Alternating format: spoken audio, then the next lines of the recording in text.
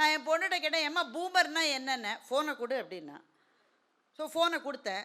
அப்போனா நீ பூமர்ன்றான். அதாவது ஒருத்தர் நம்மள்ட்ட ஃபோனை கேட்டு அவங்கள்ட்ட எந்த தயக்கமும் இல்லாமல் நீங்கள் ஃபோனை கொடுத்துட்டீங்கன்னா நீங்கள் பூமராக மாத்திரம்தான் இருக்க முடியும்.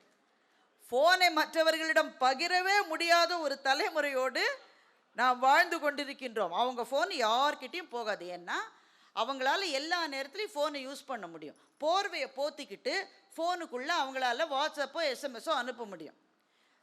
கடவுளே சாமி, சத்தியமாக என்னால் முடியாது. 2 லைட்டை போட்டுக்கிட்டு பக்கத்துலேயே ஒரு கண்ணாடியும் மாட்டிக்கிட்டு எஸ்எம்எஸ் அனுப்பும்போது கல்ச்சர்னு அடிக்கிறதுக்கு பதிலாக வல்ச்சர்னு அடிச்சிட்டேன். ஏன்னா ஆஃபீஸ்லேருந்து கேட்குறாங்க, we are going to celebrate an event called Culture Champions. Please send your greetings. My best wishes to Vulture Champion அடிச்சிட்டேன். இது பக்கத்தில் 2 லைட்டு கண்ணாடியோட. ஆனால் எதுவுமே தேவையில்லாமல் போர்வையை முகத்திலே போத்தி கொண்டு கூட அவங்களால எஸ்எம்எஸ் பண்ண முடியுது, வாட்ஸ்அப் மெசேஜ் அனுப்ப முடியுது. அந்த தலைமுறையோடு வாழ்கிற போது வருகிற வாழ்க்கை சிக்கல்கள் இருக்கிறதே, இது பேச்சாளர்களுக்கு செலிபிரிட்டிஸ்க்கு மாத்திரம் இல்லை, எல்லாருக்கும் இன்றைக்கு இருக்கிற மிகப்பெரிய சிக்கல் என்பது இதுதான்.